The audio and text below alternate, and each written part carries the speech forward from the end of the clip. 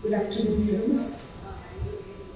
So, looking at infections in diabetes, I think the most common complication of diabetes is neuropathy, which sets in the problems of the diabetic foot.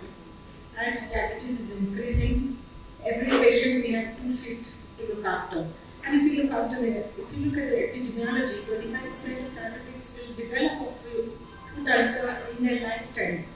80% of these will get infected, and 50% of patients with cellulitis will have recurrence within 2 years. 50% of diabetic foot infections lead to minor amputations. 10 to 40% require major amputation, and 30% of patients with diabetic foot ulcer will go on to an amputation. That's the stairway of amputation. I think the slide is cut off. It starts with a high-risk foot in the lowermost part of the stairway. This high-risk foot will give rise to a deformity. Deformity will give rise to ulcer. Ulcer will get infected, and then you have gangrene, and finally amputation. That picture, that cartoon, was the first amputation that was carried on at Berlin many years ago, and you can see how crude the surgery was. Who's at risk of foot amputation? Neuropathy is the single most important factor in the production of a diabetic foot ulcer. And then you have other risk factors of peripheral vascular disease, just like vascular disease everywhere. A patient of past foot ulceration is likely to get a second ulceration. Of course, poor glycemic control, cigarette smoking is a high risk factor. And the second most important risk factor in my practice is a foot deformity. These are the causal pathways to the foot ulcer. As I already mentioned, neuropathy is the single most important factor. In fact, when you talk of a diabetic foot, you are always talking of neuropathy.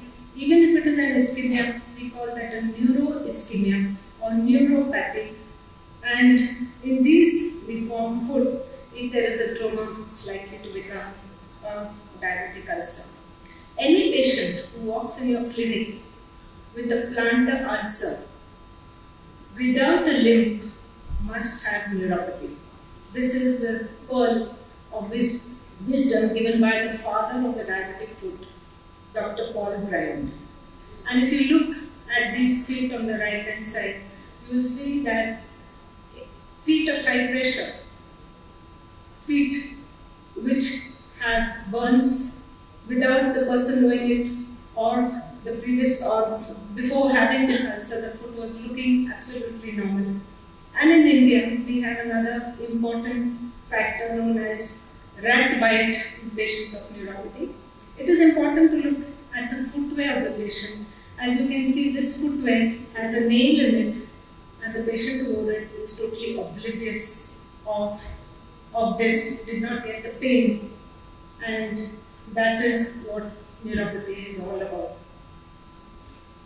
So here you see neuropathy. The sign of neuropathy is actually deformity. You get any kind of deformity in the feet. Neuropathy produces an intrinsic foot. Intrinsic foot means it produces atrophy of the intrinsic muscles of the foot, causing imbalance of the large and small fibers and pulling and pushing of the various muscles of the foot, thereby pulling and pushing the toes in various directions, giving rise to all forms of deformities, mallet toe, claw toe, and also producing hallux valgus, which is the most common deformity seen in neuropathy. Small fiber disease produces corns and calluses, which are susceptible to sudden breakage and ulcerations. You do not need expensive equipment to diagnose the risk at foot.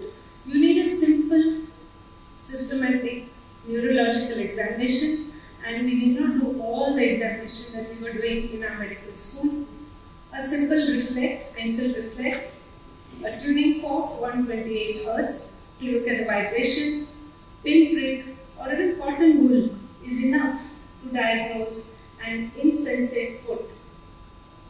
Then nowadays you get sophisticated tests, a 10-gram monofilament, which I'm sure most of the practitioners don't have. Very few diabetologists have them in their consulting room. Quantitative sensitive tests by tissue where you get a voltage of above 15 and a voltage above 25 makes the foot susceptible for ulceration.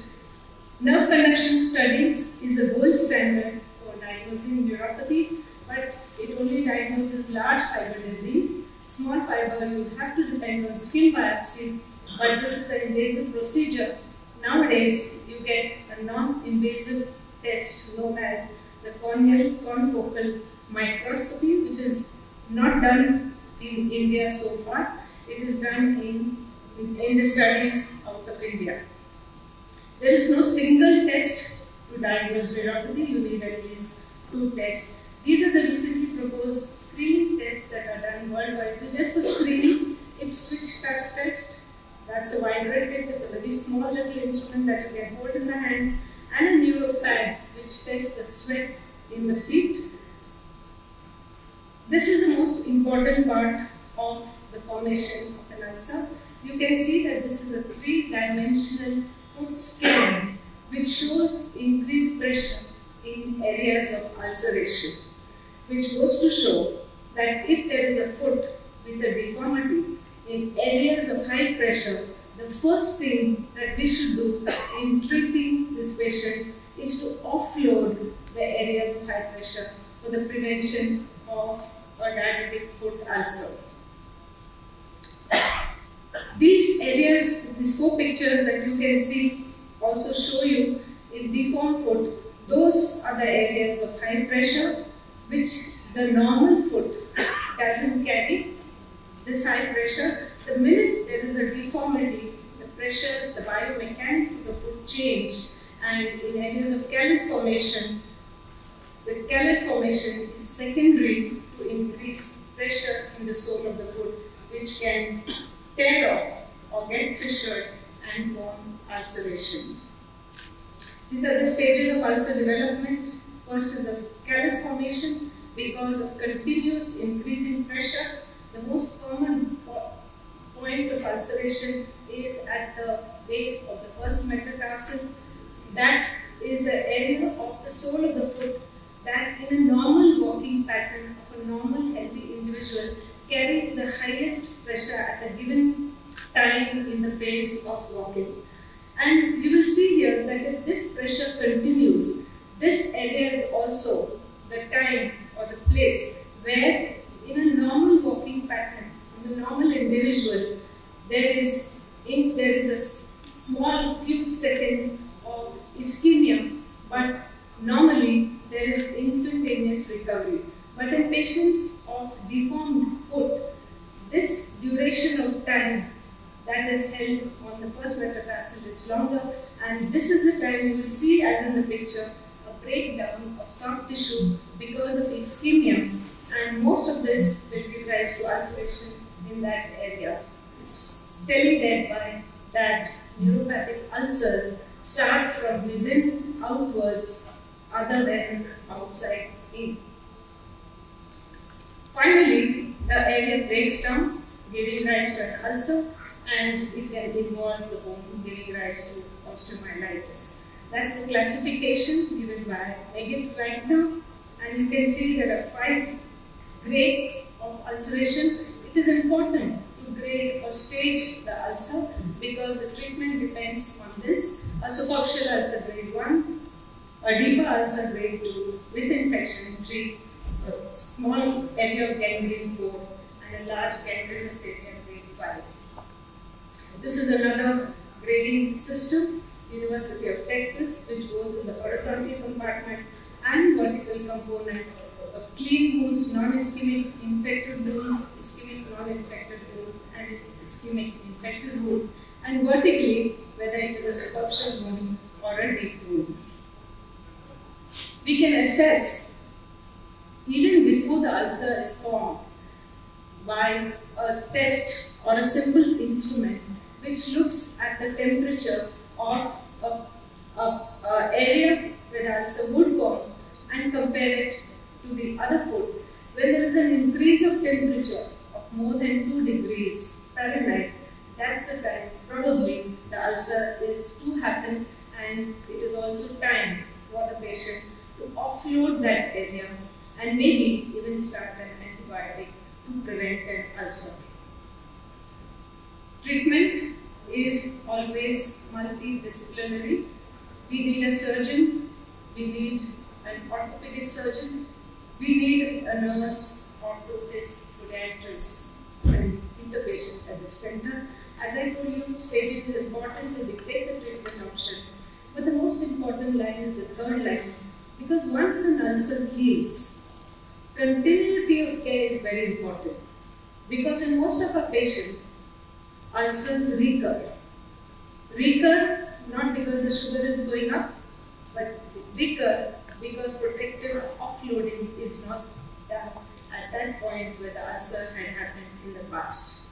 Ulcer should heal if there is a good arterial inflow, if the infection is managed, and the pressure is removed from the wound. You can put anything on the wound except the patient's weight.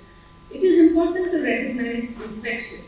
The classical symptoms of color, rubor, all these are not frequently seen in diabetic wounds. It should be remembered that signs of infection can be absent and the patient may not have pain, and therefore they walk on an infected ulcer.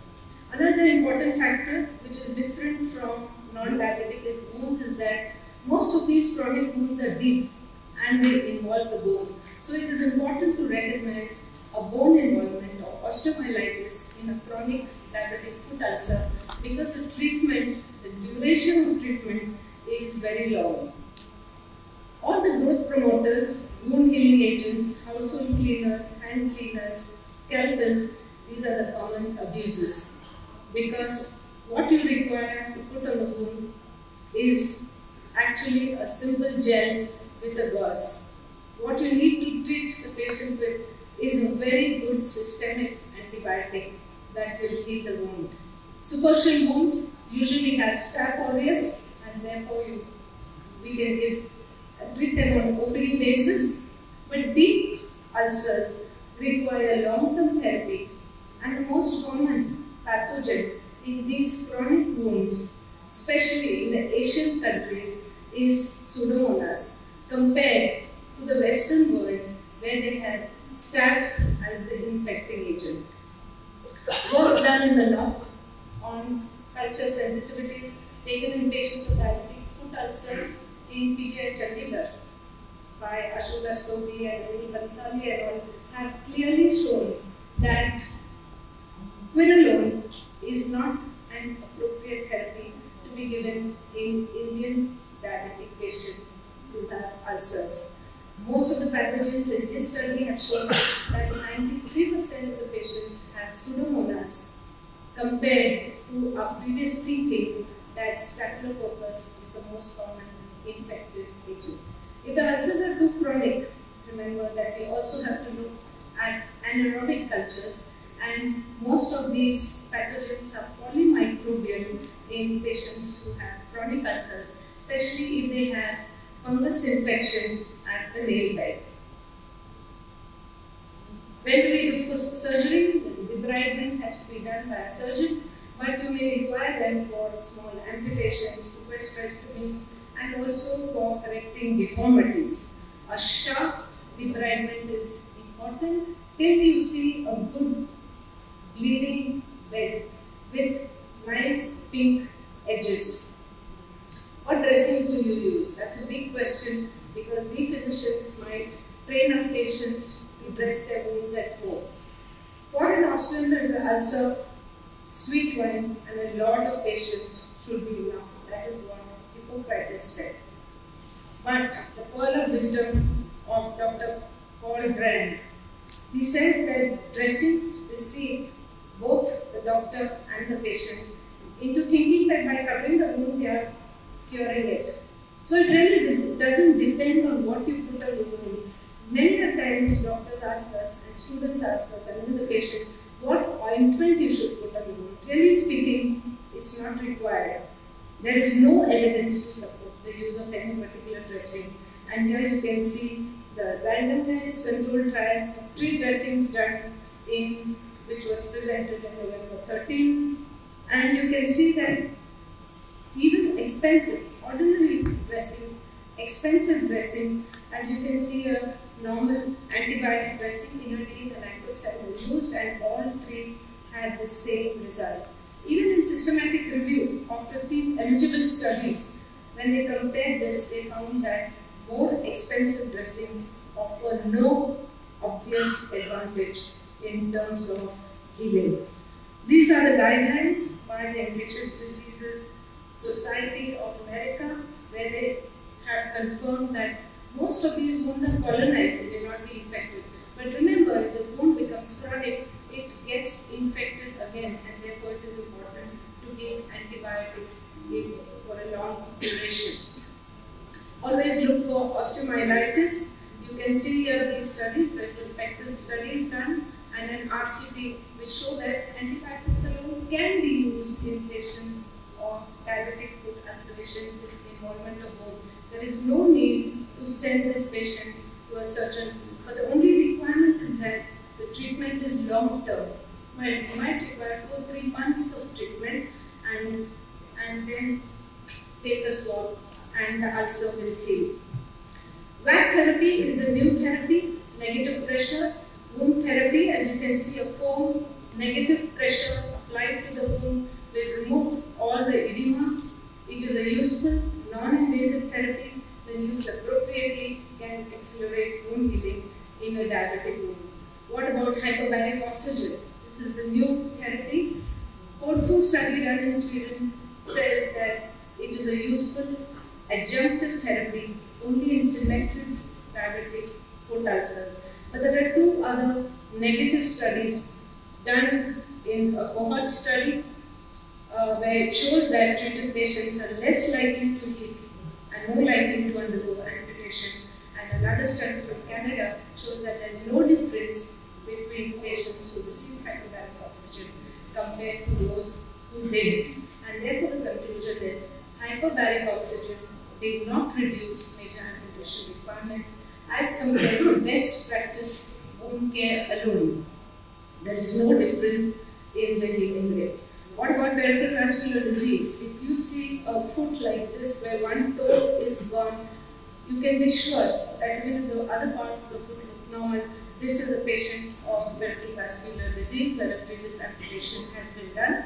Anti-brachial index with arteriography is the gold standard, but there's a new concept in peripheral arterial disease. It's the angiosome concept. Angiosome, the foot is divided into 6 angiosomes. In the past, we used to look at the more proximal arteries for stenting or arteriography and plasty, but now we look at the distal arteries, even below the dorsalis pedis, even below in the region of the foot. When you go to a small little angiosome, you look for a source artery, and then you can put in a catheter and do a balloon angioplasty even in a distal artery, and that is good news for us because you can still salvage a lot of small pre-gangrenous feet or digits. What about grafts, skin substitutes? We still in India take a piece of the skin from the thigh and put it on a wound. If the wound is very large, more than 5 centimeters, and if it's not healing, then by 50% in 1 to 4 weeks, you need to put a graft. There are artificial grafts now, applique grafts and double grafts. This was one of my patients who was amputated, and you can see on the left side, hand side, 3 years he had this ulcer, 3 years, a chronic ulcer, and on the right hand side, we just offloaded that area, giving antibiotics. Within 10 days, you can see the result, and the whole ulcer healed in 1 month. So the message is offloading is the most important part of management of a diabetic ulcer, and also the prevention of the next ulcer. There are many offloading devices, TCC, instant TCC, and removable TCC. We won't go into the details, but there are also ready-made footwear offloading devices that are available, and we have an indigenous method from Lucknow known as the Samdan technique, which I have shown you on the right. You can make a offloading device in your very home by using these techniques, by using felted pads and foam. What about stem cell therapy? Stem cells, mesenchymal stem cells have been tried in many chronic foot ulcers. They are getting good results, but we don't have that many centers and randomized controlled trials to really show that stem cells are helpful in diabetic foot ulcers. This is a therapy that is also done in Mumbai, and it has been corroborated worldwide. Ozone therapy. Ozone therapy is also known as bagging. Ozone is actually 3 oxygen atoms. It is supposed to be good, just like hyperbaric oxygen, but a local therapy. For hyperbaric oxygen, you need to put the patient in a chamber. So bagging is very easy to do. You keep this patient in an ozone chamber for about 20 to 30 minutes, 5 to 10 sessions, depending on the other threshold results in one study done by a video. Prevention is the key. We can't manage what we can't measure. It is important to measure or to assess the patient every time they walk in your consulting room. You have to do an annual foot screening, patient education, daily foot inspection has to be done by the patient at home. It is important to wear proper footwear, and you have to select the footwear. And these are the various new technologies for diabetic foot ulcer prevention. The most important is the insole. The insole that is seen on the right hand side, just shown here in small. You do the foot scan of the patient, you find the areas of higher pressure, and you have to modulate the footwear or the insole to reduce the pressures in the areas of high pressure as seen from the scan. And that is one of the key pathways to success in the prevention of diabetic foot ulcer. Exercise in all ways, and exercise of the foot will help for the circulation of the lower extremities. The 5 P's of prevention: good podiatric care, protective shoes, pressure reduction, prophylactic surgery in patients who have deformity, and education, preventive education. So this is my last slide. IDEC recommends that for all type 2 patients, they can have neuropathy, diabetic foot. At the onset, it is important to screen them in your first visit and annually perform an annual comprehensive foot examination. Initial screening of PAD should include history of claudication, obtain an ABI. A multidisciplinary approach is recommended for individuals with foot ulcers and high risk group, especially those with history of dry ulcers or irritations. And medications for relief of specific symptoms related to neuropathy are recommended as they improve the quality of life. Thank you very much.